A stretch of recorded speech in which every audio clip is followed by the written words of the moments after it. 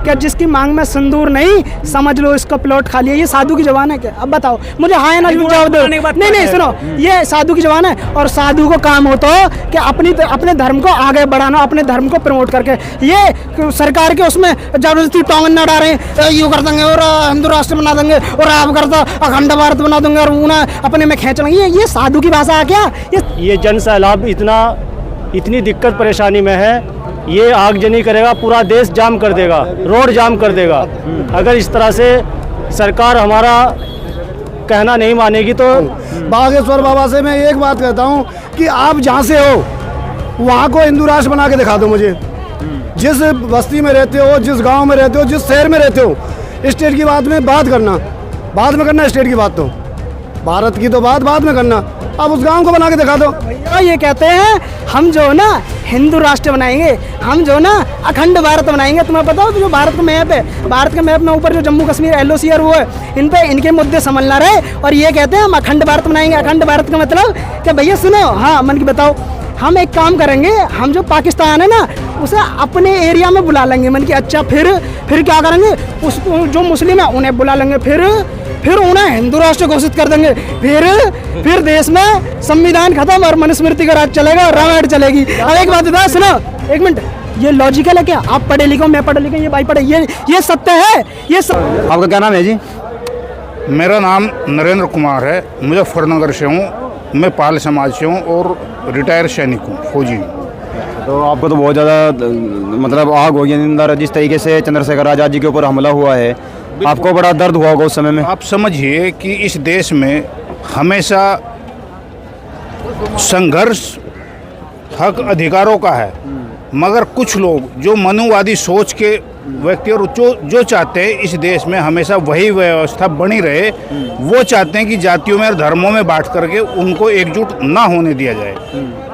मगर भाई चंद्रशेखर जी के द्वारा समाज में जागरूकता फैलाई जा रही है और समाज अपने हक अधिकारों के लिए जागरूक हो रहा है। उन लोगों को वही दिक्कत है कि जिस दिन ये समाज जागरूक हो जाएगा, जो 3% लोग सत्ता को और पूरे देश के पावर सेंटर्स को कब्जा करके बैठे हैं, वो व्यवस्था बदल जाएगी। उन लोगों को वही दिक्कत है। और जो भाई चंद्रशेखर पर हमला किया गया है, ये जानलेवा, इसके पीछे वो तो जो बच्चे दिखाए गए हैं वो तो एक मोहरा है। उनको बड़ी प्लानिंग के तहत किसी के द्वारा भेजा गया है, राजनीतिक सत्ता के द्वारा। इसीलिए हम ये डिमांड करते हैं कि उन आरोपियों का नार्को टेस्ट हो और इस केस की सच्चाई देश के सामने आए और भाई चंद्रशेखर को Z+ सुरक्षा मिले। ये क्या नाम है भाई साहब? देवेंद्र नाम है जी मेरा। तो आप कहाँ से आए? मुजफ्फरनगर से आया हूँ। सारे मुजफ्फरनगर से आए क्या? क्या लग रहा है फिर आज मिलेगी सुरक्षा या नहीं? सुरक्षा मिलनी चाहिए जी, Z+ सुरक्षा मिलनी चाहिए और नार्को टेस्ट होना चाहिए। नहीं होगा तो ये जन सैलाब इतनी दिक्कत परेशानी में है, ये आगजनी करेगा, पूरा देश जाम कर देगा, रोड जाम कर देगा। अगर इस तरह से सरकार हमारा कहना नहीं मानेगी तो अगर आग लगानी भी पड़ी ना, पूरे देश को आग भी लगाएंगे।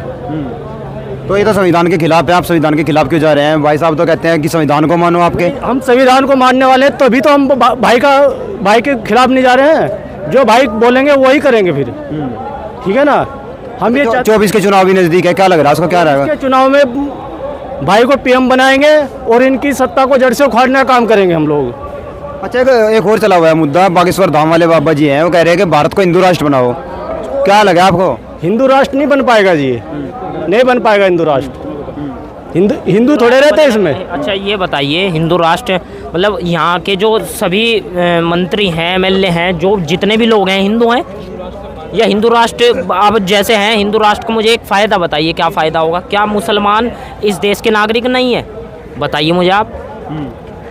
अगर हिंदू राष्ट्र बन के कोई ये भुखमरी मर जाएगी या रोजगार मिल जाएगा, ये नहीं बात करते। ये तो हर टाइम लोगों को भड़काने वाली बात करते हैं। इनके पास और कोई मुद्दा नहीं है।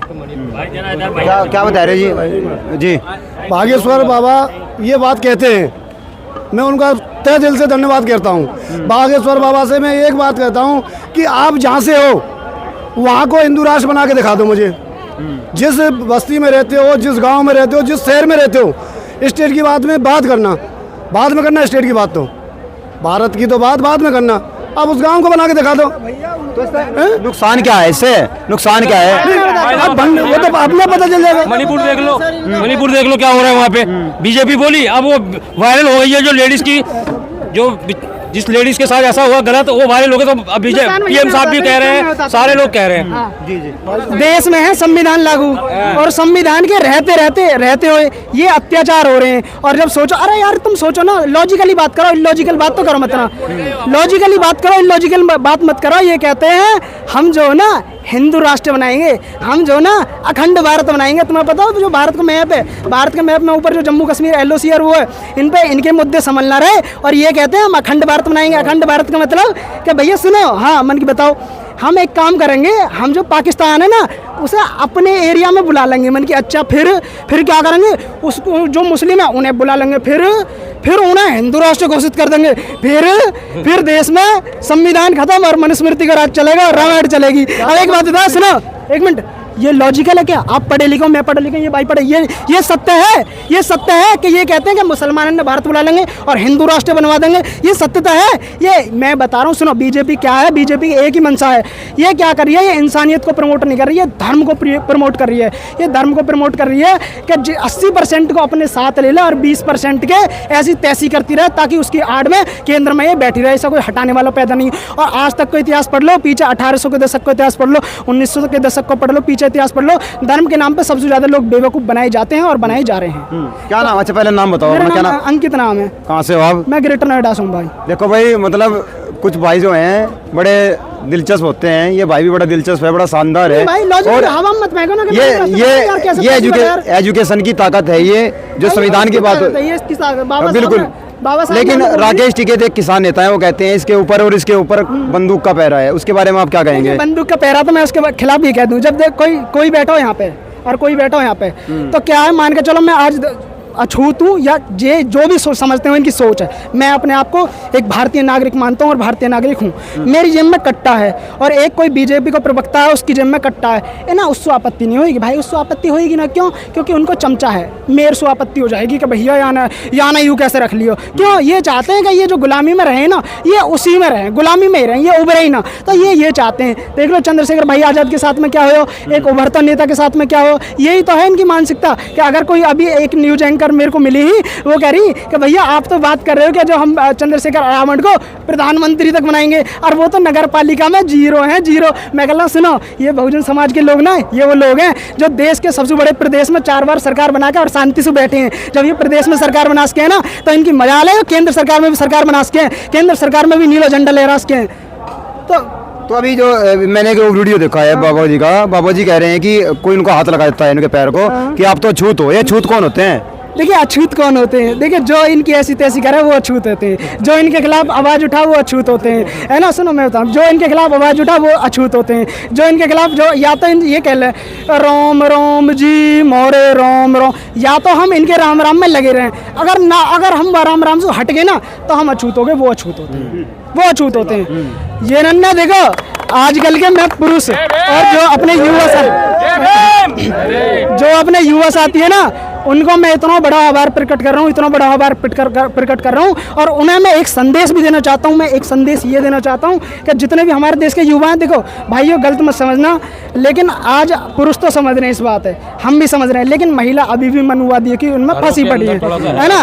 नहीं, इस बात को भाई मानोगे, अगर 10 महिला है ना, तो 2 महिला उसमें हमारे साथ कंधा से कंधा मिला खड़ी है और 8 महिला इनकी गिरफ्त में। तो जिस दिन वो महिला निकलेगी ना, इस दिन इनकी खटिया खड़ी कर देंगे। ये बहुजन समाज खटिया खड़ी करने का काम करेगा। तो सुनो, धीरेन्द्र शास्त्री क्या है? धीरेन्द्र शास्त्री क्या है? इन्होंने हवा भर रखी है उनमें, जो ये बीजेपी भविष्य तो बता देते हैं, वो बता देते हैं कौन सा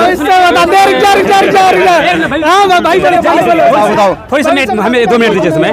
मैं कह रहा हूँ धीरेन्द्र शास्त्री ने भविष्य बता देता है। अब देखिए भविष्य क्या बता रहे, वो कह रहा है कि हिंदू राष्ट्र बनाएंगे हम, धीरेन्द्र शास्त्र कह रहा है। और कह रहा है हिंदू राष्ट्र बनाएंगे, कह रहा है जिसके मांग में सिंदूर है, जिसके गले में मंगलसूत्र है, समझ लो वो राष्ट्रीय हो चुका है। ठीक है, धीरेन्द्र शास्त्री कह रहा है, और कह रहा है कि हिंदू राष्ट्र बनाएंगे। और जिसके मांग में सिंदूर नहीं है, जिसके गले में मंगलसूत्र नहीं है, वो समझ लो खाली प्लॉट है, वो खाली प्लॉट है। सुनिएगा, तो इसके बाद वो भविष्यवाणी बता रहा है। और अगर हिंदू राष्ट्र बना देगा, इसके बाद खाली प्लॉट, अभी तो खाली प्लॉट बोल रहा है, इसके बाद क्या कहेगा वो तो कहने से। और दूसरी बात, एक मिनट, ब्राह्मण जो कहता है कि शूद्र है, हम तो कहते हैं सारे लोग शूद्र है। शूद्र यहाँ से नीचे पूरा शूद्र काम करता है। अब ब्राह्मण शूद्र पैदा ही हुआ है। भैया मैं बताता हूँ, ब्राह्मण जो आज कह रहे हैं कि तुम शूद्र है, हम कहता हूँ ब्राह्मण तुम शूद्र पैदा हुआ है, तुम अपने माँ के कोख से पैदा हुआ है। जो कमर से नीचे होता है वहां से शूद्र स्टार्टिंग होता है, तो हमें क्या कहता है, तुम यहाँ से पैदा हुआ है, अरे तुम भी नीचे से पैदा। बोलिए भाई, तुम इनकी बात पे विश्वास कर रहे हो, इनकी बात पे विश्वास कर रहे हो। कहाँ स्टैंड करना है, ये कहीं स्टैंड ना करते। अगर तुम इनकी लॉजिकली बात देखोगे तो एक भी लॉजिकली बात ना मिलेंगी, सब हवा में बात मिलेंगी। कोई सी ये भविष्य देख, ये भविष्य बताएंगे, ये तुम्हारा भविष्य बताएंगे, ये मेरा भविष्य बताएंगे। जब कहाँ चले गए, जब देश में कोरोना और वो लगी, कोरोना आया और लोग मर रहे, जब कहाँ चले गए भविष्य, सब मंदिर पे ताले लग गए, जब कहाँ चले गए भविष्य, कोई भविष्य ना बताता। ये सब पाखंडवाद है। सुनो, ये सब पाखंडवाद है। जब इनके भाई पे गोली वो चली ना, तो ये कहाँ चले गए, जो अपने भाई को वो नहीं देख सकता, या दूसरे को भविष्य क्या देखेगा। सुनो, वाईफाई से बताओ, इनका वाईफाई में आ गया नेटवर्क। हाँ, इनके वाईफाई में बताओ, इनके वाईफाई में क्या नेटवर्क आ गया अभी। देखो, आप समझ सकते हो, मान के चलो ये मैं किसी, देखो आप ये मत समझना कि मैं किसी साधु को गाली दे रहा हूँ, या किसी मैं संत को गाली दे रहा हूँ, या मैं किसी कम्युनिटी को ठेस पहुँचा रहा हूँ, या मैं किसी रिलीजन को ठेस पहुँचा रहा हूँ। देखो, मैं किसी को ठेस नहीं पहुँचा रहा, या मैं किसी की विचारधारा के साथ खिलवाड़ नहीं कर रहा। मैं तो ये कह रहा हूँ, मैं हर उस व्यक्ति के साथ हूँ। सुनो, मैं हर उस व्यक्ति के साथ में हूँ जो सत्य बोल रहा हूँ, तो मैं हर उस व्यक्ति के साथ में हूँ जो सही बोल रहा हो। तो अब एक बात बताओ भाई, ये क्या साधु की जवानी हो, ये साधु की जवान हो सकती है? तुम बताओ। जैसे इन भाई ने बोलो क्या जिसकी मांग में सिंदूर नहीं, समझ लो इसका प्लॉट खाली है, ये साधु की जवान है क्या? अब बताओ मुझे, हाँ या ना जवाब दो। नहीं, सुनो, ये साधु की जवान है। और साधु को काम हो तो कि अपने धर्म को आगे बढ़ाना, अपने धर्म को प्रमोट करके। ये सरकार के उसमें जबरदस्ती टोंगन ना डालें, यूँ कर देंगे और हिंदू राष्ट्र बना देंगे और आप करता अखंड भारत बना देंगे और उन्हें अपने में खेच लेंगे। ये साधु की भाषा है क्या? ये तुम कर रहे हो हमें? तुम भाई, तुम्हारा काम है धर्म को प्रमोट करना, अपने धर्म को आगे लेके जाना, अपने जो जितने भी तुम्हारे देवता हमें तो पता ना कितने देवी देवता पर जितने भी हैं उन्हें संभाल कर रखना, ये तुम्हारा काम है यार। तुम इनके काम में क्यों दखलंदाजी? देखो, ये कुछ नहीं है, ये पता क्या, ये जो केंद्र सरकार है इन्होंने हवा भर रखी है। भाई तुम ऐसा करो, ये जो जितने भी राम भक्त है ना, और जितने भी ये अपने मनुवादी लोग हैं, मतलब वैसे लोग हैं निचली कास्ट के, और वो इन्हें लगाए रखो। कैसे? क्यों लगाए रखो? क्योंकि ये सवाल ना कर सकें। क्यों लगाए रखो? ये वो ना कर सके। आज आपको बता दूं, 80%, सुनो भाई, 80% क्या है, ये जो बड़ी पोस्ट पे जितने भी हमारे जज, जितने भी MP MLA, ये जितने मिलेंगे ना UPSC में, जितने, ये सब 10% मनुवादी लोग मिलेंगे। क्यों मिलेंगे? वही की तो वजह होता है। ये कहते हैं कि तुम पढ़ो मनुस्मृति और हम पढ़ेंगे संविधान, तुम पढ़ो रामायण और हम पढ़ेंगे संविधान, तुम पढ़ो महाभारत हम पढ़ेंगे संविधान। तो तुम्हारी ये मूर्खता है, तुम संविधान क्यों नहीं पढ़ रहे? तुम अपने ग्रंथ क्यों नहीं पढ़ रहे? अपने महापुरुषों के इतिहास से नहीं पढ़ रहे? तुम क्यों नहीं पढ़ रहे उसे? भाई ये पढ़ के आज संविधान पढ़ के ये जज बने फिर रहे हैं, ये संविधान पढ़ के UPSC में जितने सारी सीटें घेर रखी हैं। तो ये हमारी तो मूर्खता है जो हम इनके कहने में आ रहे हैं कि इनके कहने से आगे हो रहा है राम भगवान है आगे, और मेरी नौकरी लगा दो। जब मैं पढ़ूंगा ना, नौकरी कौन सी लग जाएगी भाई? जब मैं कुछ करूंगा ना, मेरे को कोई खाने को दे जाएगा खाने को। तो ये बिल्कुल इलॉजिकल बात है। हम जो बहुजन समाज वाले जो साथी हैं जितने भी, ये इलॉजिकल बात नहीं करते, ये लॉजिकली बात करते हैं। और हवा में बात मत कर, सो मेरे से बात करनी है तो तार्किक बात करो भाई। अच्छा, एक और बात चली हुई है कि चंद्रशेखर आजाद ने बहुत ज़्यादा प्रॉपर्टी खड़ी कर ली है। पहले उनके पास मकान भी नहीं थे, मकान भी है, गाड़ी भी है, हेलीकॉप्टर में घूम रहे हैं वो। अच्छा सुनो, हेलीकॉप्टर में घूम रहे हैं ना, तो केंद्र सरकार तो यह चीज़ में फर्स्ट क्लास, यानी कि पहले नंबर पे है कि अगर किसी ने आवाज़ उठाई तो ED भेज दो, CBI भेज दो, IB भेज दो, रॉ भेज दो। ये बात चीज़ें ना बताएंगे, मैं बताऊंगा भाई। 2022 में एक डाटा सामने आया किसका, जो IB, रॉ, CBI और ये जितने भी इनकम टैक्स रेड लगी है ना, ये 95% अपोजिशन पे लगी है। मतलब 95% BJP ये छोड़ के 95% लगी हैं, और उनमें 90% लोग निकले नील का मतलब है दूध के धुले हुए, यही मतलब हुआ ना उसको, दूध के धुले हुए। अब भैया आज के तुमने जंतर मंतर पर देखा होगा, कल बेचारी वो हमारी पहलवानी वो धरना प्रदर्शन कर रही, वो 10-12 करोड़ रुपये मांग रही, वो 5,000 करोड़ मांग रही, वो 10,000 करोड़ मांग रही, कितने रुपये मांग रही? वो यही तो कह रही कि इसकी निष्पक्षता से जांच करो, अगर कुछ निकलता तो ब्रजभूषण है उस पर चढ़ा दो।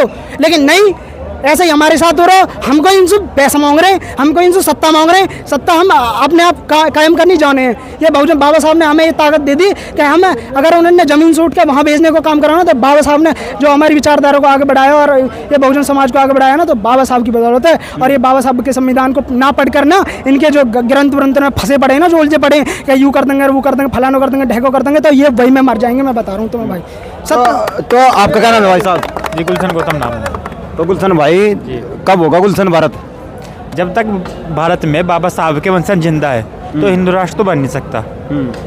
ये भारतीय है, सबका भारत है, सब मिलजुल के रहेंगे जी। सब बात है। अच्छा, आप थोड़ा जी, पाखंडियों का जो भ्रम है ना कि हिंदू राष्ट्र बनेगा, ये कभी हो ही नहीं सकता। कहा कि संविधान में सीधे लिखा है कि भारत एक निरपेक्ष है, और इसीलिए कभी हिंदू राष्ट्र बनी। और जितने लोग हैं ये पाखंडी ना, जो लोग कह रहे हैं ना ये मोदी योगी, ये लोग बस ऐसे हवा हवाई बस ऐसे। सुनिए, हमें शिक्षा चाहिए। सुनिए, हिंदुओं का मुद्दे को तुम हवा क्यों दे हमें चाचा जी जो है राष्ट्रीय लोग शिक्षित बनो, संगठित हो, संघर्ष करो और 22 प्रतिज्ञा दी है। इसके अलावा हम दूसरे मुद्दे पर बात नहीं करते। अगर हमारे साथ अत्याचार हो रहा तो हम क्या करें? किसे दोषी ठहरा? मैं बताओ, किसे दोषी ठहरा? खुद अपने आप दोषी ठहरा और जेल में जाके बंद हो जाए। सुनो, अत्याचार हो रहे तभी तो आज यहाँ खड़ेंगे। ये बहुजन समाज की ताकत है। और बहुजन समाज जो ना इकट्ठा नहीं हो पा रहा, उसी वजह से ये कर रहे। हमने जो इतने भर भी अभी भाई साहब ने सवाल करा कि उन्होंने चंद्रशेखर ने उनको बहुत सारी जमीन ले ली, मकान बना लिए। ये बहुजन समाज है। ये तो वहाँ बैठे हुए जो चोटी रख के बैठा है ना, उसके भी मकान दुकान उसने बनवाई बहुजन समाज ने। बहुजन समाज ने बनवाया। बहुजन समाज तो रोज एक मकान खड़ा करवाए, एक राजा बना सकता है रोज। बहुजन समाज में वो ताकत है। तो हम बाबा साहब का असली फॉलोवर हैं। और जब तक हम पाखंडवाद को नहीं छोड़ेंगे, जब तक हम बाबा साहब के सच्चे फॉलोवर नहीं बनेंगे, हम देश को कभी भी बढ़िया नहीं बना सकते और ना ये बना सकते जो पाखंडी बकवाद कर रहे हैं। इनमें कोई ताकत नहीं है। और क्योंकि बाबा साहब ने कहा था पहले पढ़ो फिर लड़ो, और वही हम कर रहे हैं। पहले पढ़ेंगे फिर लड़ेंगे। अब यही जो यह मंदिर वंदिर बनवा रहे हैं ना सीएम, इससे कुछ नहीं होगा। ये जो हमें स्कूल चाहिए, स्कूल हमें शिक्षा चाहिए। शिक्षा मेन है हम लोगों के लिए। एक भी कुछ नहीं स्कूल बताइए। यही के देख लिए, यही के सीएम बनवाए थे स्कूल। अमेरिका के राष्ट्रपति आए थे देखने यहाँ, अमेरिका के राष्ट्रपति। अब यहाँ कौन सा राम मंदिर में कौन सा मंदिर देखने आ रहे हैं? अमेरिका के राष्ट्रपति या फिर किसी और के देश के? कोई नहीं देखने आएगा। हमें शिक्षा चाहिए। हमें जब कोई आदमी जब शिक्षित होगा ना, तब आवाज़ उठाएगा। और हमें मेन शिक्षा चाहिए, सीधी सी बात। हमें मंदिर नहीं चाहिए। तो आप क्या कह रहे थे भाई साहब? अभी कुछ बोलना चाह रहे थे? मैं बोल रहे थे सारे भाइयों से, अपने देशवासियों से, कि अभी जो हम लोग का शूद्र की बात आती है, बात समझिएगा थोड़ा। जो शूद्र की बात आती है, शूद्र का मतलब होता है जो कमर से नीचे पूरा शूद्र ही होता है, ठीक है ना? क्यों ये हाथ जो शूद्र के लिए आता है, लेटरिन पेशाब जो जाते हैं वो तो शूद्र ही काम करता है। तो हम ये कहते हैं कि ब्राह्मण किस रास्ते से पैदा हुआ है? किसी माँ का पेट से हुआ है कि पेशाब के रास्ते से हुआ है कि मुंह से हुआ है ब्राह्मण पैदा? तो पेशाब के रास्ते तो सबको हुआ है पैदा, तो शूद्र तो वो भी हुआ। तो हमें कैसे शूद्र कह रहे हैं आप?